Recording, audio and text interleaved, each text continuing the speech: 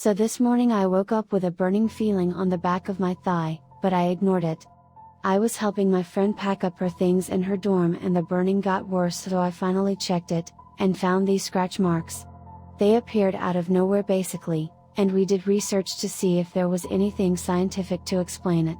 We found some skin conditions and articles saying I could just be scratching myself in my sleep, but the scratches I have just didn't match the descriptions, and I don't move in my sleep at all. I practically smother myself in blankets. I got really cold out of nowhere a few minutes ago, just me. My friend is fine, so we both started suspecting that it might be paranormal, since a few weeks ago, sometime in October, we went to a forest that was near our dorms in the middle of the night and thought it'd be interesting to do Ouija board there. When we finally got something to talk to us through the board, I immediately got a bad feeling and told my friends that it didn't feel right. It had spelled out something about "fuck your God." This worried one of my friends in the group since she was raised intensely religious. We said goodbye and made our way out the forest. One of my friends said she got cold, and at least 3 of us started seeing white eyes in the woods on our way out. It stopped when we were out of there, and so we were like, let's do it one more time somewhere else. We drove to a hill a mile away from campus. We call it Sunset Hill, and sat there with the board again. We immediately got a response, and the planchette was moving strongly. It was mostly spelling gibberish, but then it went from Z to O, and once we realized it was spelling out Zozo, we immediately said goodbye and drove off. I know that Zozo is a hoax, but it still spooked us. We decided to sleep in one dorm together for the night to see if anything happened, and me and another girl in the group immediately got sick upon arrival. We just linked it to dehydration after feeling better a few hours later. Me and my friend, the one I'm helping pack her things, are also in the same dorm. We all spent the night together, and after that night, and the Ouija board is also in a dresser in the same dorm. When my friend checked the Ouija board, she noticed the planchette was out of its pocket, and the last time we touched it was in October. When all of that happened, we made sure to fully seal it. I've done cleansing and have made sure to always have protection. The scratches formed a V with a small a inside it. I scratched my nails on my arm to see if I could have caused it, but my nails are uneven and blunt, and the scratches I made did not look even a bit similar to the ones on my thigh. Can someone help me out on this?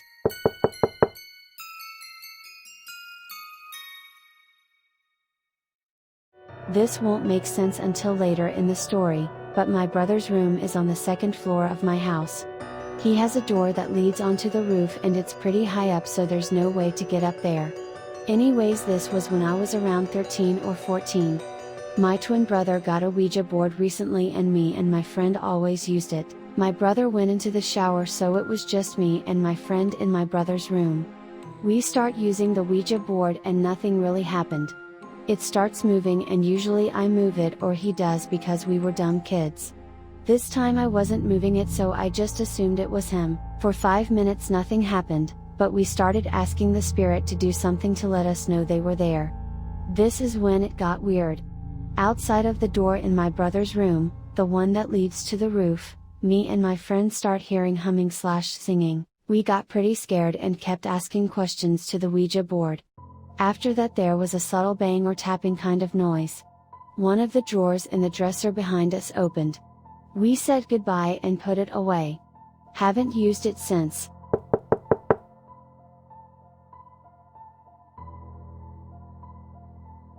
If you don't believe that Ouija boards can communicate with spirits, or that it's all in the user's head, I will suggest that you stop reading now. I do understand that much of the phenomena around boards is controversial at best and completely faked at worst, as it basically relies only on the word of the user, but I have felt the difference, for lack of brain power to think of a better word. Regardless, if you've ever used one in the past, have you ever felt it calling to you? I apologize if that doesn't make a lot of sense, but it's pretty much the only reason I'm bothering to write this out. Has anyone else experienced using a Ouija board, setting it aside, and at some point in the weeks, months or years that follow, have you felt the overwhelming, unending need to use it again? I used a board a lot when I was 16, probably into 17, so 7 to 8 years ago at this point. I haven't used the board since, but this whole time I occasionally get a need to play with it again. It comes out of nowhere a lot. It's this moronic, sudden, burning desire to use it again, that often leads to me to pulling out the box and staring at it. Yes, I still have it. At this point I don't think I can bring myself to get rid of it. Full disclosure, I do have a history of mental illness, but the closest thing I've ever experienced to really anything more serious than a panic attack or suicidal ideation, was a single episode of sleep paralysis which happened earlier in the year, and I attribute it to stress from current events. I also don't believe that this is a symptom of any of my mental health issues, as this continued throughout both therapy and medication with little variance in frequency or intensity.